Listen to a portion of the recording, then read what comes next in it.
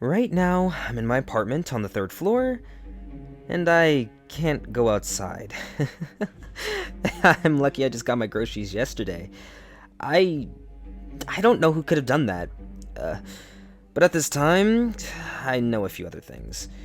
I know that it was someone from the tenants, since the seams on the door indicate that they were welded shut from the inside. I know that my neighbor's friends from the next entrance confirmed that their door was welded shut as well. Which tells me that they're still in here. With us.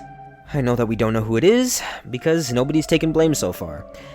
And I know that there's a dead body outside. But don't let me get too ahead of myself. I'll explain everything in a minute. I live in a small and very old apartment complex on the far outskirts of a small town. Honestly, calling it an apartment complex is a stretch. It's only 5 stories high, no elevator, and it was built out of concrete panels all the way back in the 60s. It has no attic, so people who live in the last floor have to constantly worry about rain ruining their ceiling. Extremely sound conductive for their thickness walls, so that you never really feel home alone, and a basement which connects to a sewer system, which smells horribly in the spring. In Russia, these kinds of buildings are called Khrushchevs, named after Khrushchev, obviously.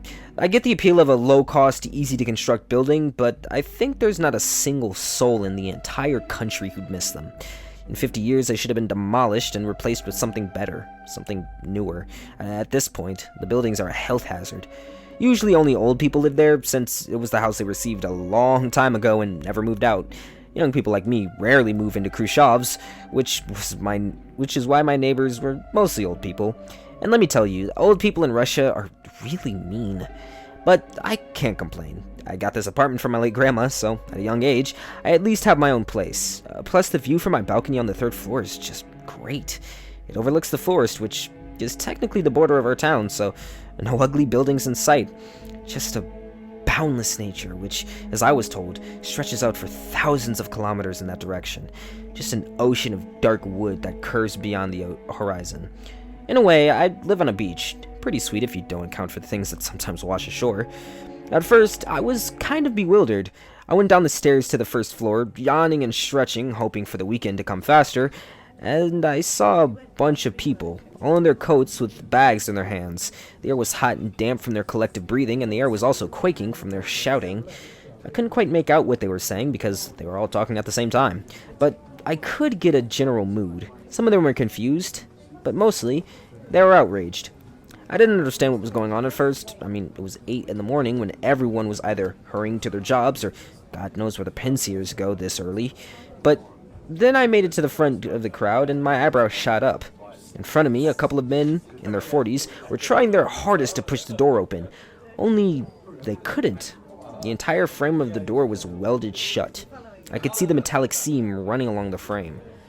"Push harder! I have a doctor's appointment in an hour!" one of the old women shouted at them. "It's no use." One of the men stood back and wiped the sweat from his forehead. The seam had already cooled down. Nothing sort of a circular saw will open this door now. Are we locked in here?" one of the women asked in a tone that was bordering on hysterical. "I can't stay here. I need to go to work." "Everyone needs to go to work," the man snapped back at her. "But the door is locked. What else do you want me to do?" So what? We're just gonna stay here locked because of some kid's prank?" She squealed at a frequency that I thought was impossible for a human voice to produce. "I doubt it was a prank," the man said. "I've worked as a welder for 17 years, so I can tell you for sure that this door was welded shut from the inside." There was a pause of silence as everyone considered the meaning of his words. Somebody locked themselves in here with the rest of the tenants. But why? "Well, who the hell would do something like that?" I asked aloud to no one in particular. "Some maniac for sure," the old woman grunted. She gave me a mean eye and then tugged on my sleeve. "Say, what apartment are you from? I don't recall seeing you here. Is that you who's done that?" She pointed at the door. You and your good-for-nothing friends, huh? You probably were hoping to butcher us and take all of our money, huh?" She was getting louder with each sentence, and I suddenly found myself at the center of attention of a really mean and annoyed crowd. I had to defuse the situation. "What? No, I live here because my grandma gave me her old apartment," I said, angry at the words that came out of my mouth. The god-honest truth sounded like an excuse in that context. I've lived here for the past year, and I just came down from my apartment." "Leave him be, you old hag," one of the men from the back of the crowd interfered. "I've seen this lad here many times. He's good people. Helped me with my bags more than once." The woman was obviously humiliated by such a development and gave me a death glare, but thankfully she didn't say anything else. A doorbell buzzed behind me. Someone from the crowd was trying to reach the neighbors that lived on the first floor. "Open up!" I heard a man's voice shouting, followed by the thuds of his fists knocking on the door. "The door's stuck, and I need to go to work." "How are they gonna help you?" someone from the crowd asked. "I'll crawl through their window." "That's how," the man replied. "Oh, don't be ridiculous. All of the windows on the first floor are gated," someone else shouted, but the man didn't listen. It seemed the more people joined him, though, as I could hear numerous fists banging on the door. "Hello? Can you help me with the door? I can't seem to open it." We suddenly heard a voice coming from outside, from beneath the welded door. Somebody was caught outside when the door was welded shut. I can't find any explanation as to why they were trying to enter our building at such an early hour. Perhaps they were out for groceries, or they decided to take a morning jog, or perhaps it was a postman. It doesn't matter now. The people started talking all at the same time, trying to explain their situation to the man, or trying to ask him for help. Some were even trying to demand him to explain himself, but he never even had the chance to answer any of their questions. "Oh my god! What the hell is that?" He screamed in terror. The door shook as he started pulling on the door handle, hoping to pry it open. The crowd fell silent. The terror in the man's voice was so genuine that no one had any doubts that he saw something horrifying. "Let me in! Please!" he screamed again, desperately hoping to muster the strength to open the door. We couldn't see, of course, what scared him so much, but we could hear it. The heavy snarling, the clanking of teeth of a huge maw, the claws scratching against the ground, getting louder with each and every second. The concern for his fate swept over all of us at the same time. It was probably what our ancestors felt when they watched one of our own being chased by a lion. "Run! Run while you still can!" the crowd shouted, but it was already too late. There was a loud thud and the door shook. An unknown creature rammed straight into the man, pressing his body to the door with its massive frame. I could hear it growling as it was tearing into him, trying to get a better hold of him, but I couldn't recognize the animal. The door trembled again and again as the creature was throwing the man against it, hoping to get him to stop resisting. He screamed until the creature finally got to his throat. Somebody gasped in terror. "Help him! Somebody help him!" Somebody from the back of the crowd was shouting, but nobody moved. There was nothing we could do. The iron door that protected us from the creature outside was also separating us from the man. He was so close, and yet he was dying alone. There was another strike against the door, and the crowd stepped back. The creature was testing the metal. It could hear us inside, but the door stood still. Whoever welded it shut did a damn good job. After that, it fell silent. We didn't know whether it had left or was just standing behind the door, biding its time. We couldn't check either way. It was at that moment that we heard them.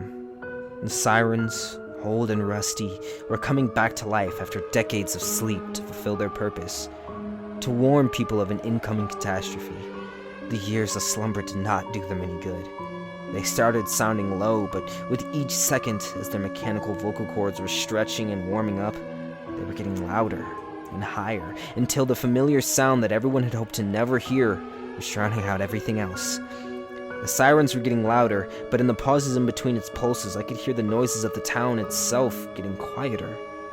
After a few minutes, the commotion outside was gone, and everyone was evacuated.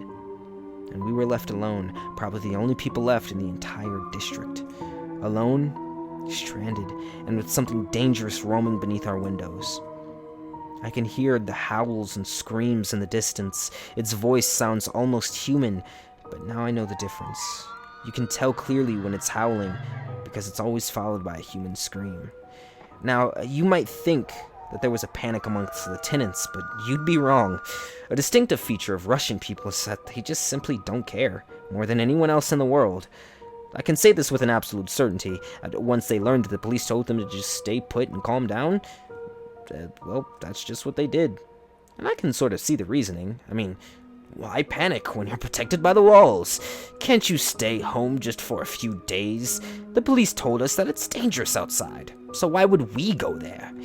I've lived through the 90s, you wet-eared mutt. You think this is going to scare me? So while everyone was displeased, they decided to stay put. And, well, if they don't want to go, then I don't have much choice either. I'd rather stay in the fort with the majority of people, even if they aren't the most pleasant of company, than risk going out. And besides, it's not like there's any immediate threat to my life. Right?